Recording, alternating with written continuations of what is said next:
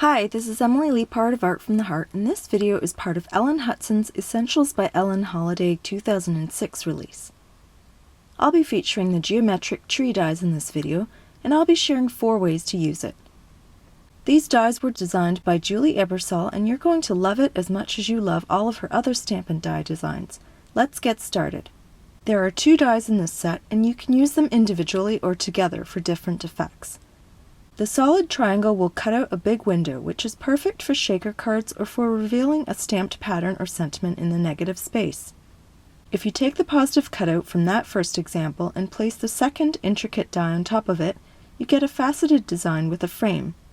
Using the 2 dies together creates the design you see in the middle of these 3 samples. Finally, if you use the faceted die on its own, you get the version on the right. For this, you can inlay different colors and create a very cool multicolored or beautifully textured tree or other pattern, as I'll share for my main project using this die. I won't be showing you the process of creating these additional samples, but I'll share the finished cards at the end of this video. For today's step-by-step video, I'll be using the faceted portion of the geometric tree die set. I'll start with an A2 card base and matching white linen panel that is trimmed to 1/4 inch smaller than the card base.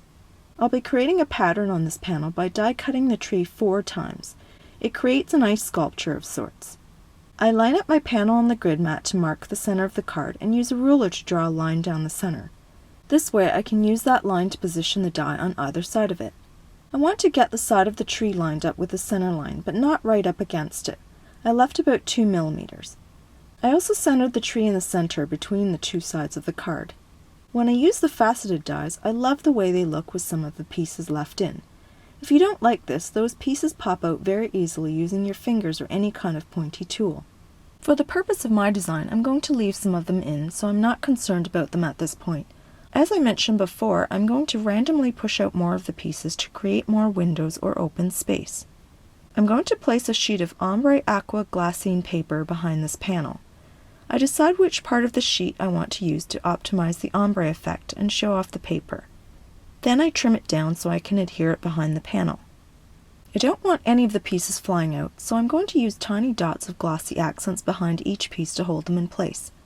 I also use the liquid adhesive on the straight sections between the trees. I die cut the faceted tree from both silver and gold glitter cardstock and did some experimentation because I wasn't sure if I wanted silver or gold inlays. In the end, I decided that the gold looked better with the aqua paper. After I finish inlaying the gold pieces, I need to add a sentiment to the card. I'm using another set from the holiday release called Season to Sparkle, also by Julie Ebersol. There are a couple of options I considered, and since it was hard to tell which one would look best by looking through the stamp set onto the card, I'm going to stamp them out on printer paper and place them on the card for a better visual. In both cases, I'll be splitting the sentiment in half and stamping the first section at the top of the card and the second section at the bottom. I like the simple sentiment better. It says, "'Tis the season to sparkle." It doesn't look quite so crowded. Since the background is so intricate, it's better to have a simpler sentiment and try to leave as much of the white space around the edge of the ice sculpture as possible.